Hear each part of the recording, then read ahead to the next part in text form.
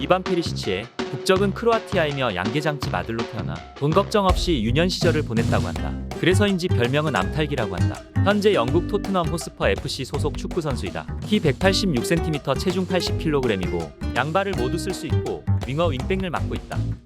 크로아티아에서 각급 국가대표를 거친 엘리트 선수로서 2011년 성인 대표팀으로 데뷔했다. 크로아티아를 2018년 러시아 월드컵 준우승, 2022 카타르 월드컵 3위를 이끄는 등 좋은 모습을 보여줬다. 특히 2022년 카타르 월드컵에서 일본과의 16강전 0대1로 지고 있던 후반 10분 본인의 통산 6번째 월드컵골과 함께 동점골을 터뜨려 팀의 8강 진출에 기여하는 깊은 인상을 남겼다. 7경기 1골 3도움이라는 좋은 활약으로 보여 팀의 월드컵 3위를 기록하는 데 기여를 했다.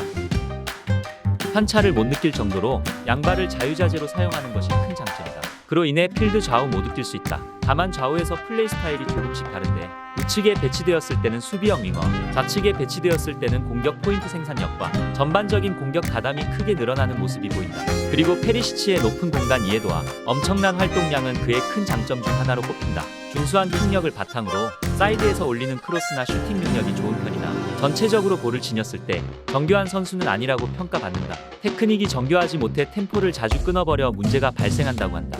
하지만 경기력이 부진해도 골을 넣어서 중화시킨다고 해탁기란 별명이 붙었고 전반에 비해 후반에 공격 포인트 비중이 높은 선수라고 한다. 강한 집중력과 체력으로 인해서 벌어지는 상황인데 이 때문에 경기 내내 죽을 수다가도 막판에 공격 포인트로 세탁이 가능한 선수다. 수비 밸런스는 좋은 편이라 극단적으로 공격적 성향을 원하는 팀이라면 탐낼 만한 스타일을 가졌다고 한다. 구자철이 처음 독일의 볼프스부르크로 이적했을 때 먼저 다가와줬던 선수들 중 하나였으며 외식도 같이 다니고 서로에게 욕도 가르쳐줄 정도로 친했다고 한다. 10살 때부터 비치발리볼을 해왔던 그는 2017년 국가대표로 국제배구연맹의 비치발리볼 월드 투어에 참가했었다고 한다. 매년 여름이면 친구들과 해변에서 비치발리볼을 즐길 정도라 한다. 골을 넣은 후 골 세레모니가 정적이다. 골을 넣고 두 팔을 벌리기만 할 때도 많고 가만히 서서 박수만 치거나 다이빙 헤더로 골은 넣은 후엔 그대로 엎어져 있는 경우도 있어 오프사이드로 골이 아닌 줄 착각하는 팬들도 있었다고 한다. 숫자 4를 좋아한다고 한다. 인테르에서 뛸 당시 국내 인테르 팬덤에서는 4사형 혹은 그냥 4사로 통했다고 한다. 그래서인지 국가대표 등번호도 4번이다. 인테르 시절 콘테의 애제자였기에 콘테는 그를 자신이 감독으로 있는 토트넘으로 이적을 시켰고 현재 토트넘에서의 그의 활약은 논란이 많다.